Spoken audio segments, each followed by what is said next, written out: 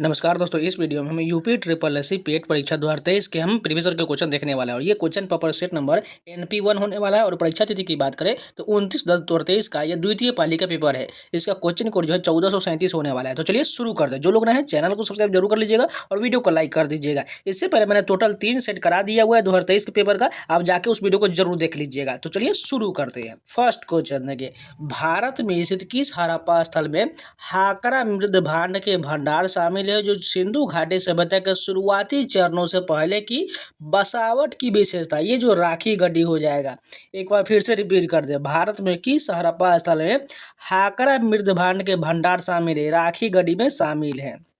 माना जाता है कि गौतम सिद्धार्थ यानी गौतम बुद्ध ने अंतिम अनुभूति के लिए बोध गया जाने से पहले 6 साल तक निम्नलिखित में से किस स्थान पर पवित्रता पूर्वक ध्यान किया था।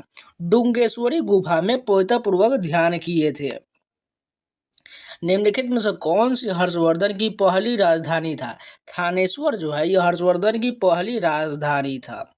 अकबरनामा का डैश खंड अकबर के प्रशासन, घर, सेना, राजस्व और उसके साम्राज्य के भूगोल से संबंधित है, जिसे आईने अकबरी के नाम से जाना जाता है। ये जो तीसरा खंड हो जाएगा, अकबरनामा का तीसरा खंड के में जो है अकबर के प्रशासन, घर, सेना, राजस्व इन सभी का उल्लेख किया गया है। 1851 में गवर्नर जनरल लॉर्ड डलहौजी निम्नलिखित में से किस राज्य का वर्णन किया। एक चेरी जो एक दिन हमारे मुंह में गिर जाएगा, ये जो अवध के बारे में बात किया जा रहा है। भारतीय राष्ट्रीय आंदोलन के द्वारा कांग्रेस मंत्रालय ने कब इस्तीफा दिया था। 1939 में कांग्रेस मंत्रालय ने इस्तीफा दिया था। 1942 में विंस्टन चर्चिल द्वारा गांधी जी और कांग्रेस के साथ समझौता करने का प्रयास करने के लिए किसे भारत भेजा गया था। सर स्टैफोर्ड क्रिप्स को भेजा गया था। 1942 में विंस्टन चर्चिल द्वारा गांधी जी और कांग्रेस के समझौता कराने का प्रयास कर लिए सर स्टैफोर्ड क्रिप्स को भेजा गया था। सुभाष चंद्र बोस ने 1944 में मोइरांग में INA ध्वज फहराया था। वह शहर अब निम्नलिखित में से किस राज्य केंद्र शासित प्रदेश में है। मणिपुर में स्थित है। निम्नलिखित में से कौन सी नदी ऐतिहासिक रूप से कर्नाटक के दक्षिण में बंटवाल नदी के रूप में जाना जाता है। नेत्रावती नदी को जो है बंटवाल नदी के रूप में जाना जाता है। भारतीय मुसलमान चाहते थे कि खलीफा को तत्कालीन तुर्की साम्राज्य में मुस्लिम पवित्र स्थानों पर नियंत्रण बनाए रखने की अनुमति दिया जाए। इस साम्राज्य को निम्नलिखित में से किस नाम से भी जाना जाता था। ओटोमन साम्राज्य के नाम से जाना जाता था।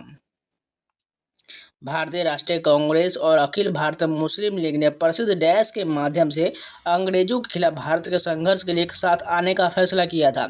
लखनऊ पैक्ट 1916 के साथ एक साथ आने का फैसला किया था। कुछ स्थानों पर भूजल जल स्तर के नीचे कठोर चट्टानों की परतों के बीच जमा होता है। इसे किस नाम से जाना जाता है। इसे जो है जलभृत कहा जाता है। मिलम ग्लेशियर भारत के निम्नलिखित में से किस राज्य केंद्र शासित प्रदेश में स्थित है। उत्तराखंड में। मिलम ग्लेशियर जो है ये उत्तराखंड में है। निम्नलिखित में से कौन सी संस्था भारत के समय संरक्षण यानी टाइम कीपर है, अर्थात यह भारत के समय प्रणाली की निगरानी करता है। CSIR NPL हो जाएगा, नेशनल फिजिक्स लेबोरेटरी हो जाएगा।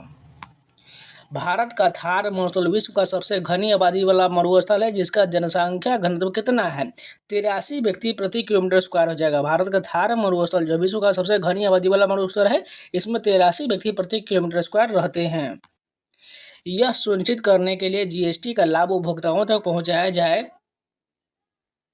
सरकार ने राष्ट्रीय मुनाफाखोरी रोधी प्राधिकरण यानी कि नेशनल एंटी प्रॉफिटियरिंग अथॉरिटी की स्थापना किया। लेकिन 1 दिसंबर 2022 को ये सभी GST मुनाफाखोरी रोधी शिकायतों का निपटारा किस संगठन द्वारा किया जाता है। CCI यानी भारतीय प्रतिस्पर्धा आयोग के द्वारा किया जाता है। हरित क्रांति के संदर्भ में HYV बीज क्या है, जिन्हें चमत्कारी बीज भी कहा जाता है। उच्च उपज वाली किस्म होता है जिसे हाई यील्ड वैरायटी कहा जाता है। राष्ट्रीय बैंक प्रबंधन संस्थान NIBM की स्थापना 1969 में निम्नलिखित में से किसके द्वारा भारत सरकार के परामर्श से बैंक प्रबंधन में अनुसंधान, प्रशिक्षण, शिक्षा, परामर्श के लिए एक स्वायत्त संस्थान के रूप में किया गया था। रिजर्व बैंक ऑफ इंडिया की यानी RBI की स्थापना किया गया था। RBI के द्वारा किया गया था। 11वीं पंचवर्षीय योजना की अवधि क्या था। 2007 से 12 जो है ये 11वीं पंचवर्षीय योजना की अवधि था। निम्नलिखित में से कौन सा 1991 में नई आर्थिक नीति के तहत संरचनात्मक समायोजन कार्यक्रमों का हिस्सा नहीं था? भुगतान संतुलन का समायोजन, ये जो इसका हिस्सा नहीं था। 13 दिसंबर 1946 को संविधान सभा में उद्देश्य प्रस्ताव ऑब्जेक्टिव रिसोल्यूशन किसके द्वारा पेश किया गया था? जवाहरलाल नेहरू के द्वारा 1946 में उद्देश्य प्रस्ताव पेश किया गया था। किस अनुच्छेद के तहत आपातकाल के दौरान मौलिक अधिकारों को भी निलंबित किया जा सकता है? अनुच्छेद 359 के तहत आपातकाल के दौरान मौलिक अधिकारों को भी निलंबित किया जा सकता है।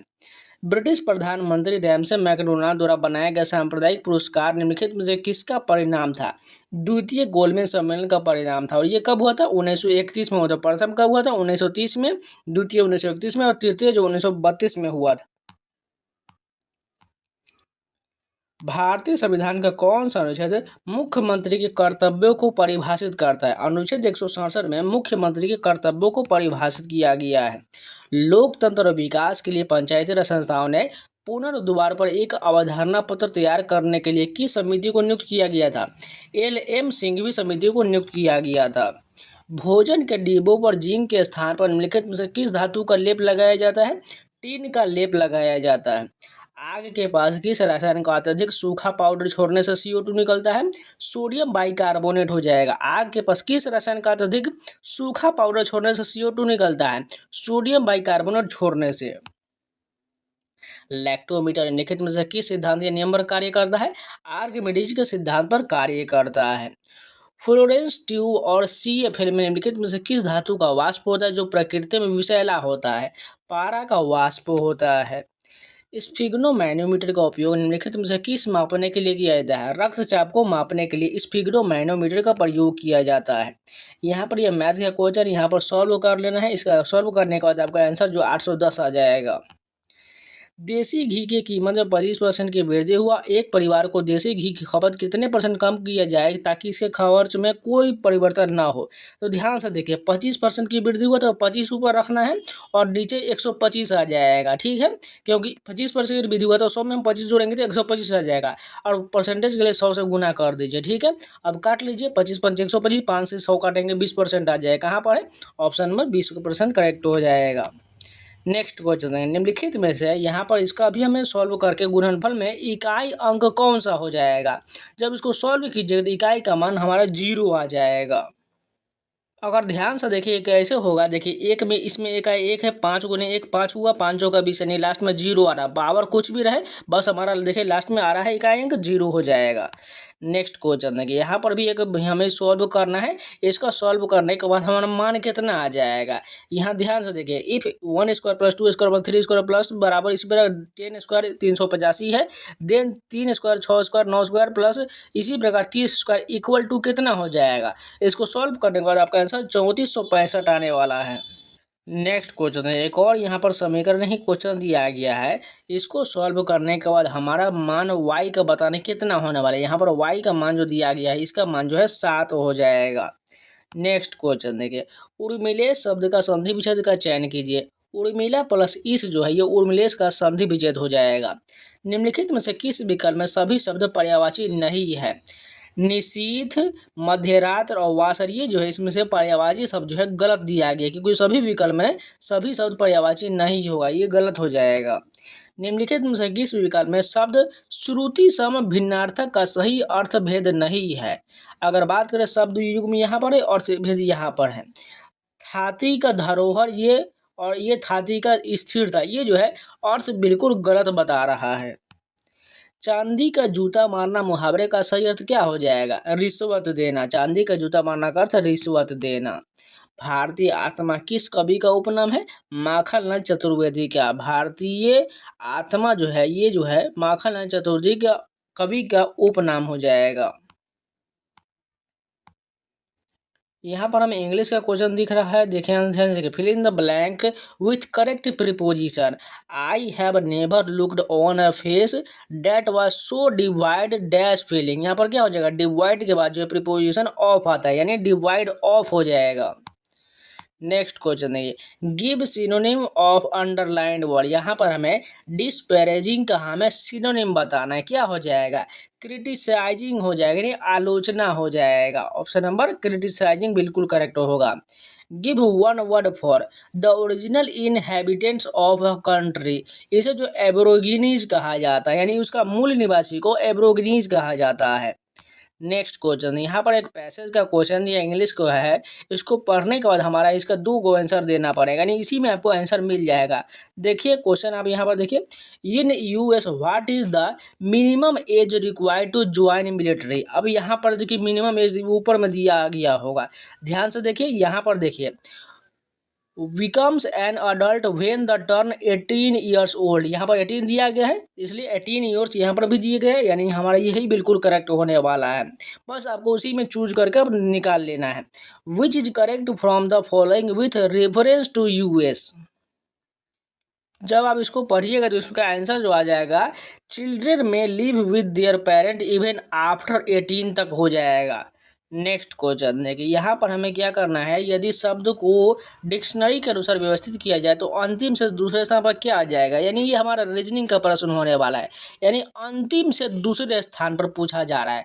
तो चलिए फटाफट देखिए, सबसे पहले कौन होने वाला है। अगर ध्यान से देखिएगा तो इसमें SPA 3 कॉमन दिख रहा है, उसके बाद फिर से सभी में एस दिख रहा है, यानी एस तक तो हम काट लेंगे। उसके बाद देखिए इसमें एम है, उसमें टी है, यानी हम उसके बाद देखिए एस तक हम पहले काट लेते हैं, ठीक है। उसके बाद देखिए क्या बचेगा। अब पहले वाले में टी है, इसके में टी है, और नीचे वाले में एम है, यानी अब एस के बाद एम दिख रहा है। उसके बाद देखिए एस के बाद यहाँ पर टी है, ये तो नहीं होगा। एस के बाद एम यहाँ पर भी है, इन दोनों में हमें चेक करना पड़ेगा। देखिए ध्यान से, एम वाले में 5 नंबर और 2 नंबर, इसमें से कौन होगा? एम के बाद ए है, इसमें ओ है, यानी पहला नंबर पर हमारा दूसरा वाला होगा, ठीक है। उसके बाद एक 5 नंबर हो जाएगा। अब ये 2 कंप्लीट हो चुका है, अब हमारे 3 बचे, यानी इसको काट लेते हैं, ठीक, इसको दोनों को हटा लेते हैं। अब बचा हुआ स्पेस्टिक, और अब टी वाले में देखिए, टी के बाद यहाँ पर आई है, यहाँ पर भी आई है, और नीचे में देखिए यहाँ पर भी आई है, यानी सभी में आई दिया गया। अब आई वाले को छोड़ के अब आगे देखिए, आई के बाद यहाँ पर सी है, इसमें भी सी है, और देखिए यहाँ पर क्या है, टी के बाद यहाँ पर भी सी है, यानी सबसे छोटा वैल्यू कौन है? यही वाला होने वाला है, 4 हो जाएगा। इसके बाद उसके बाद सी कंप्लीट हो चुका, सी के बाद इसमें ए दिया गया है, इसमें आई दिया गया। पहले कौन वाला होगा? ए वाला होगा, यानी 1 नंबर वाला हो जाएगा, और लास्ट में तीसरा वाला हो जाएगा। अब देखिए अंतिम से पूछा गया दूसरे स्थान पर एक वाला कौन दिख रहा है? स्पेसिफिकली दिया गया है, यानी यही हमारा करेक्ट हो जाएगा। नेक्स्ट क्वेश्चन देखिए, कबूतरों के एक पंक्ति में सभी उत्तर की ओर मुख करके हुए हैं। पी बाएं छोर से 9वें स्थान पर है, P2 दाएं छोर से 12वें स्थान पर है, P1 और P2 के बीच 3 मोड़ है, P1 और P3 P4 से समान दूरी पर है। ज्ञात कीजिए पंक्ति में कितने कबूतर हैं। तो सबसे पहले ध्यान से देख, कबूतर की एक पंक्ति में सभी उत्तर की ओर मुख करके हुए हैं। P1 बाएं छोर से 9वें स्थान पर, मान कर चलिए यहाँ पर P1 जो है बाएं छोर से 9वें स्थान पर, P1 यहाँ पर लिख लेते और ये 9वें स्थान पर, ठीक है। उसके बाद कह रहा है P2 दाएं छोर से 12वें स्थान, यानी P2 यहाँ पर है, वो दाएं छोर से जो है कितने स्थान पर? 12वें स्थान पर है, ठीक, बना लिए। P1 और P2 के बीच 3 कबूतर है, इन दोनों के बीच 3 कबूतर हो गया। उसके बाद कह रहा है P1 जो है P3 और P4 से समान दूरी पर है। P1 जो है P3 और P4 से, तो मान कर चले हम कहाँ पर लिख सकते हैं P3 और P4? तो यहाँ पर हमें क्या करना है, यहाँ पर इसका मान हम निर्धारित नहीं कर सकते, क्योंकि समान दूरी पर तो यहाँ पर भी हो सकता है। P3 मान कर चलिए यहाँ पर लिख लेते हैं, P4 को यहाँ पर लिख लेते हैं, चाहे यहाँ पर भी हम लिख सकते हैं, यानी यहाँ पर हमें लॉजिक नहीं बन रहा है। उसके अलावा देखिएगा तो ये P2 का मान इधर भी 12वें स्थान पर ला सकते हैं, तो इसलिए ये हमारा पूरी तरह जो है सेटिस्फाइड नहीं हो रहा है, यानी निर्धारित नहीं किया जा सकता है। नेक्स्ट क्वेश्चन देखिए, एक और यहाँ पर रीजनिंग का प्रश्न दिख रहा है। एक कूट भाषा में परम्यूटेशन को इस प्रकार लिखा गया है, उसी भाषा में हमें पब्लिशेशन सिलेक्टर को कैसे लिखा जाएगा। ध्यान से देखिए, पी का यहाँ पर क्या लिख रहा है? पी का आई दिख रहा है, उसके बाद देखिए ई से यहाँ पर बी है, आर से यहाँ पर के है, यानी कुछ इसमें लॉजिक ध्यान से लगाना है। यानी ऊपर वाले में जितना जितना कम हो रहा है सेम उसी पर फॉलो करके हमें पब्लिक सेलेक्टर का निकालना पड़ेगा। तो पहला क्या लेटर है पी, पी से देखिए आई कितना घट रहा है, यानी पी का 16 होता है, आई का 9 होता है, यानी 7 घट रहा है। ठीक है, तो यहाँ पर पब्लिक सेक्टर में हम पी है तो पी से 7 घटाएंगे तो हमें क्या मिलेगा, आई मिलने वाला है। उसके बाद देखिए ई से यहाँ पर बी कितना घटाया गया है, ई का कितना होता है 5 और बी का होता है 2, यानी यहाँ पर 3 घटाया गया। तो यहाँ पर भी हम कितना घटाते हैं, 3 घटाते हैं। तो यू से 3 घटाएंगे तो आर मिल जाएगा, क्योंकि आर के बाद एस टी यू होता है। उसके बाद देखिए आर यहाँ पर तीसरा आर से यहाँ पर के है, यानी कितना घट रहा है, आर का 18 होता है और के का 11 होता है, यानी टोटल 7 घटा। ठीक है, उसी प्रकार हमें क्या घटाना है, बी में से हमें क्या घटाना पड़ेगा, 7 घटाना पड़ेगा। जब 7 घटाएंगे तो हमें क्या मिलेगा, यू मिल जाएगा। यानी कि इसी प्रकार फॉलो करते हुए जैसे जैसे ऊपर वाले में किया गया सेम फॉलो करेंगे तो हमारा आंसर ये वाला आ जाएगा। नेक्स्ट क्वेश्चन देखिए, एक घड़ी सुबह 8 बजे सेट की जाता है, घड़ी 24 घंटे में 10 मिनट आगे बढ़ जाता है। जब दूसरे दिन घड़ी दोपहर 1 बजे का समय बताता है तो वास्तविक समय क्या होगा। तो ध्यान से देखिए 8 बजे सेट किया जाता है, 24 घंटे में 10 मिनट बढ़ जाता है, यानी अगर दूसरे दिन जाएंगे तो 8 बजे तक हम जाएंगे तो वो कितना हो जाएगा, वो जो बच जाएगा 8 बजकर 10 मिनट हो जाएगा, क्योंकि 10 मिनट जो 24 घंटे में बढ़ जा रहा है। लेकिन हमें जाना कितना, 1 बजे तक जाना है। यानी अगर देखिएगा 1 बज रहा है तो ये वास्तविक समय उस समय कितना हो रहा है, 10 मिनट कम होगा, यानी 12 बज के 50 मिनट हो रहा होगा। लेकिन देखिए वो 24 घंटा में 10 मिनट बढ़ रहा है, तो यहाँ पर 5 घंटा एक्स्ट्रा भी जा रहा है, 8 से 5 यानी 5 घंटा एक्स्ट्रा बढ़ा है, यानी 2 मिनट और यहाँ पर कम होने वाले, 12 बज के 48 मिनट होने वाला है। ऑप्शन नंबर ये करेक्ट हो जाएगा। नेक्स्ट क्वेश्चन है, यहाँ पर कथन निष्कर्ष का क्वेश्चन है, सरकार ने भारत के सभी मेडिकल कॉलेज में प्रवेश के लिए एक ही प्रवेश परीक्षा आयोजित करने का निर्णय लिया है। दूसरा कह रहा है, राज्य सरकार ने अन्य राज्यों के छात्रों को राज्य के मेडिकल कॉलेज के सीटों के लिए आवेदन करने से रोक दिया है।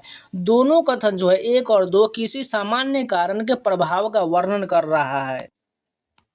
नेक्स्ट क्वेश्चन देखा, हाल ही में राष्ट्रीय बाल अधिकार संरक्षण आयोग ने बाल देखभाल संस्थानों के वास्तविक समय में निगरानी की निर्बाध निरीक्षण के लिए निम्नलिखित में से कौन सा एप्लीकेशन विकसित किया है।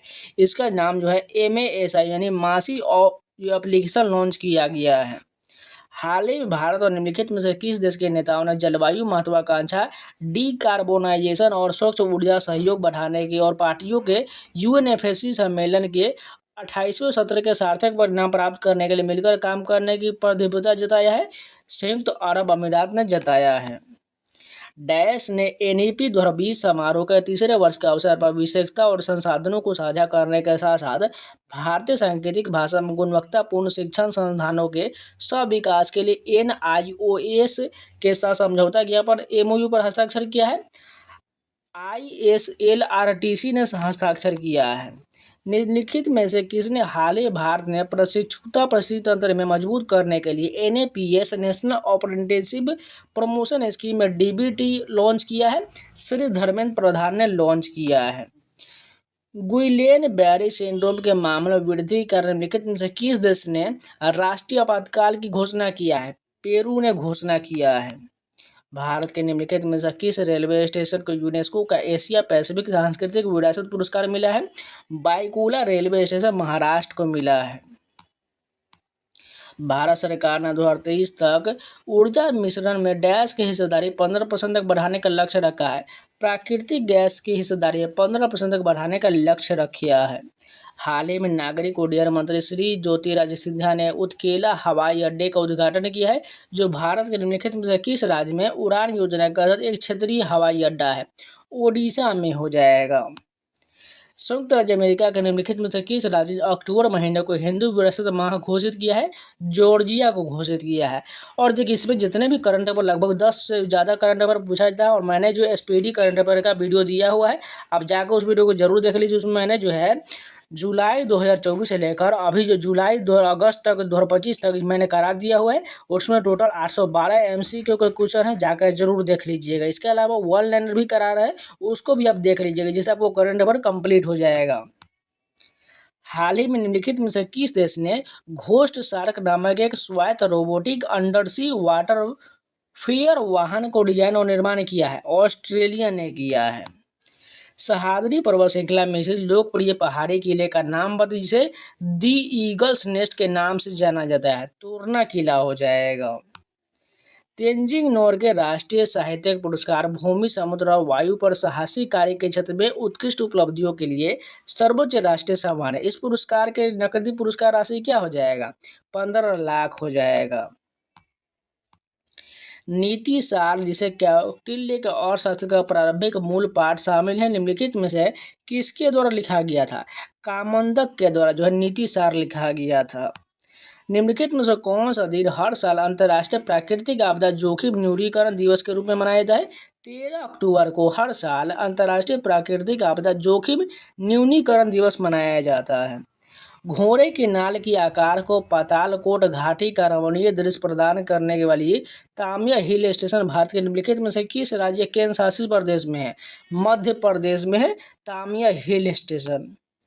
निम्नलिखित में से किस वर्ष में भारत आसियान का क्षेत्रीय संभाषण भागीदार पार्टनर बना है? 1992 में बना है। यहाँ पर मिलान का क्वेश्चन दिया गया है।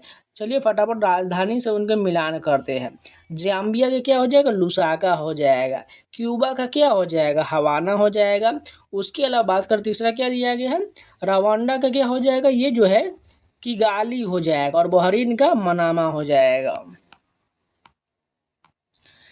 झोटी, चीता और मुर्जा फर्श और दीवारों पर सुंदर पैटर्न बनाने के सफ़ेद कला, यह भारत के निम्नलिखित में से किस राज्य की कला है? ये जो ओडिशा की कला है। भारत के महान त्रिकोणमितीय सर्वेक्षण का काम 10 अप्रैल 1802 को मद्रास में शुरू हुआ, जब मद्रास देशांतर से संबंधित एक आधारभूत माप किया गया था। वर्तमान में मद्रास वेधशाला को किस नाम से जाना जाता है? भारतीय खगोल भौतिकी संस्थान से जाना जाता है। निम्नलिखित में से कौन सा भारत का डीबीओटी यानी डिजाइन, निर्माण, संचालन और हस्ताक्षर मॉडल आउटडोर स्टेडियम है? स्पोर्ट हब तिरुवनंतपुरम, ये जो है आउटडोर स्टेडियम है। यहाँ पर अब गद्यांश का क्वेश्चन दिया। गद्यांश को पढ़ने के बाद इसका टोटल जो है 5 आंसर देना पड़ेगा। ठीक है, ये हिंदी का क्वेश्चन होने वाला है। चलिए फटाफट आपको पढ़ के सुना देते हैं। मेरे एक मित्र है, बड़े विद्वान, स्पष्टवादी और नीतिमान है। वह इस राज्य के बहुत प्रतिष्ठित नागरिक हैं। उनसे मिलने से सदा नई स्फूर्ति मिलता है। यद्यपि वह अवस्था से मुझे छोटे हैं, यह तथापि मुझे सदा सम्मान देते हैं। इस देश में यह अच्छी बात है कि सब प्रकार से हीन होकर भी यदि कोई उम्र में बड़ा हो तो थोड़ा सा आदर पा रहा है जाता है। मैं भी पाता हूँ। मेरे इस मित्र की शिकायत है कि देश की दुर्दशा देखते हुए मैं कुछ नहीं कह रहा हूँ, अर्थात इस दुर्दशा के लिए लोग जिम्मेदार है, उनकी भर्त्सना नहीं कर रहा हूँ। यह एक भयंकर अपराध है। कौरवों की सभा में भीष्म ने द्रौपदी का भयंकर अपमान देकर भी जिस प्रकार मौन धारण किया था, वैसे ही कुछ में और मेरे जैसे कुछ अन्य साहित्यकार चुप्पी साधे हुए हैं। भविष्य में इसे उसी तरह क्षमा नहीं करेगा जिस प्रकार भीष्म पितामह को क्षमा नहीं किया गया। मैं थोड़ी देर तक अभिभूत होकर सुनता रहा और मैं मन में पाप बोध का भी एहसास हुआ। सोचता रहा कुछ करना चाहिए, नहीं तो भविष्य क्षमा नहीं करेगा। वर्तमान में ही कौन क्षमा कर रहा है? काफ़ी देर तक मैं परेशान रहा। चुप रहना ठीक नहीं है। कमबख्त भविष्य कभी माफ़ नहीं करेगा। उसकी सीमा भी तो कोई नहीं है। 5000 वर्ष बीत गए और अब तक बेचारे भीष्म पितामह को क्षमा नहीं किया गया। भविष्य विकट अहिष्णु है। काफ़ी देर के बाद भ्रम दूर हुआ। मैं भीष्म नहीं हूँ। अगर हिंदी में लिखने वाला कोई भीष्म हो जाता तो मुझे कौन पूछता। बहुत ज्ञानी गुणी भरे पड़े हैं। मुझे अवस्था में, ज्ञान में, प्रतिभा में बहुत आगे है। मुझे कोई डर नहीं है। भविष्य नामक महादुरांत अज्ञात मुझे किसी गिनती में लेने वाला नहीं है। डरना हो तो वे ही लोग डरे जिनकी गिनती हो सकती है। तुम क्यों घबराती हो? मन सारम, तुम तो न 3 में हो न 13 में हो। बड़ी राहत मिली इस यथाबोध से। अब यहाँ पर क्वेश्चन दिया गया, लेखक की परेशानी का क्या कारण था? लेखक और उनके साहित्यकारों को भविष्य कभी क्षमा नहीं करेगा, जैसे भीष्म को आज तक क्षमा नहीं किया गया। नेक्स्ट क्वेश्चन देखें, भीष्म पितामह को क्षमा क्यों नहीं किया गया? कौरवों की सभा में भीष्म ने द्रौपदी का भयंकर अपमान देकर भी मौन धारण किया था। लेखक को किस यथाबोध से राहत मिला था? लेखक भीष्म नहीं थे और उनसे अवस्था में, ज्ञान में, प्रतिभा में बहुत आगे, बहुत से ज्ञानी गुणी लोग भरे पड़े हैं। उनके भविष्य नामक महादुरांत जंतु से डरना चाहिए। न 3 में न 13 मुहावरे का कौन सा अर्थ ठीक लगता है? किसी भी गिनती में न आना। भर्त्सना का तात्पर्य क्या हो जाएगा? निंदा और तिरस्कार हो जाएगा। एक और यहाँ पर गद्यांश वाला क्वेश्चन है, चलिए देख लेते फटाफट। राष्ट्र केवल जमीन का टुकड़ा ही नहीं बल्कि हमारी सांस्कृतिक विरासत होती है, जो हमें अपने पूर्वजों से परंपरा के रूप में प्राप्त होता है, जिसे हम बड़े होते हैं, शिक्षा पाते हैं और सांस लेते हैं, हमारा अपना राष्ट्र कहलाता है। उसकी पराधीनता व्यक्ति की परतंत्रता की पहली सीढ़ी होता है। ऐसे ही स्वतंत्र राष्ट्र की सीमाओं में जन्म लेने वाले व्यक्ति का धर्म, जाति, भाषा का संप्रदाय कुछ भी हो, आपस में स्नेह होना स्वाभाविक है। राष्ट्र के लिए जीना और काम करना, उनकी स्वतंत्रता विकास के लिए काम करने की भावना राष्ट्रीयता कहलाता है। जब व्यक्ति किसी दूसरे व्यक्ति से धर्म, जाति, कुल आदि के आधार पर व्यवहार करता है तो उसकी दृष्टि संकुचित हो जाता है। राष्ट्रीयता का अनिवार्य शर्त यह है, देश को प्राथमिकता, भले ही हमें स्वयं को मिटाना पड़े। महात्मा गांधी, तिलक, सुभाष चंद्र बोस आदि के कार्यों से पता चलता है कि राष्ट्रता की भावना के कारण उन्हें अनगिनत कष्ट उठाने पड़े, किंतु वे अपने निश्चय से अटल रहे। व्यक्ति को निजी अस्तित्व कायम रखने के लिए पारस्परिक सभी सीमाओं को, बाधाओं को भुलाकर कार्य करना चाहिए, तभी उसकी नीतियाँ, रीतियाँ राष्ट्रीय कही जा सकती है। जब जब भारत में फूट पड़े तब तब विदेशियों ने शासन किया, चाहे जातिगत भेदभाव हो या भाषागत। तीसरा व्यक्ति उसे लाभ उठाने का अवश्य यत्न करेगा। आज देश में अनेक प्रकार के आंदोलन चल रहे हैं, कहीं भाषा को लेकर संघर्ष हो रहा है तो कहीं धर्म या क्षेत्र के नाम पर लोगों को निकाला जा रहा है, जिसका परिणाम हमारे सामने है। आदमी अपने अहम में सिमटता जा रहा है, फलस्वरूप राष्ट्रीय बोध का अभाव परिलक्षित हो रहा है।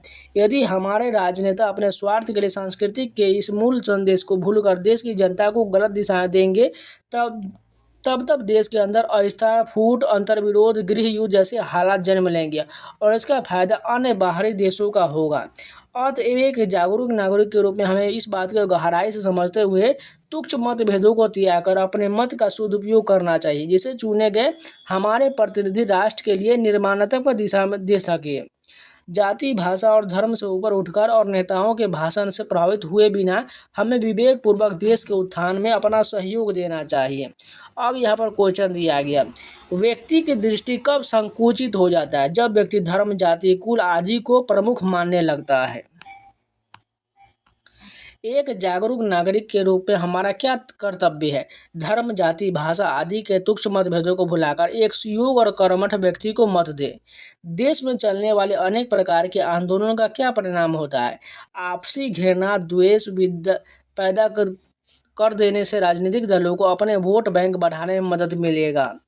राष्ट्र, सांस्कृतिक और विरासत क्रमशः कौन सी व्याकरणीय इकाई है? संज्ञा, विशेषण और संज्ञा की इकाई हो जाएगा। यानी राष्ट्र जो संज्ञा है, सांस्कृतिक विशेषण है और विरासत संज्ञा हो जाएगा। अंतर्विरोध शब्द में किस प्रकार की संधि है? विसर्ग संधि हो जाएगा।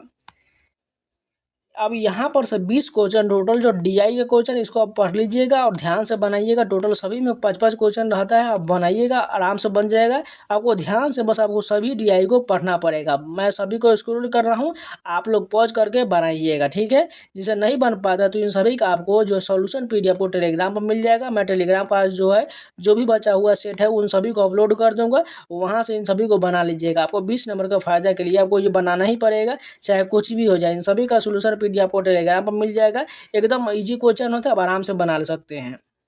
तो ये सेट कंप्लीट हो गया। उम्मीद है आप लोगों को वीडियो पसंद आएगा, तो लाइक जरूर कर दीजिएगा। करना है तो चैनल को सब्सक्राइब जरूर कर लीजिएगा। और बाकी 3 वीडियो ऑलरेडी मैंने दिया हुआ, अब जाकर उस वीडियो को भी जरूर देख लीजिएगा। तो चलिए मिलते हैं नए वीडियो से, तब तक के लिए जय हिंद। और इन सभी का PDF पाना चाहते हैं तो टेलीग्राम ज्वाइन कर लीजिए। यहाँ पर स्कैनर दिख रहा है, स्कैन कर लीजिए, या टेलीग्राम पर जाकर सर्च कर लीजिएगा SSC एस्पिरेंट 7। वहाँ पर आपको फाइल सेक्शन में सारा PDF देखने को मिल जाएगा। तो जाइए सारा वीडियो डाउनलोड कर लीजिएगा और रिवीजन करते रहिएगा। तो चलिए मिलते हैं नए वीडियो के साथ, तब तक के लिए जय हिंद। अगर कोई भी डाउट या सजेशन हो तो कॉमेंट में जरूर बताइएगा।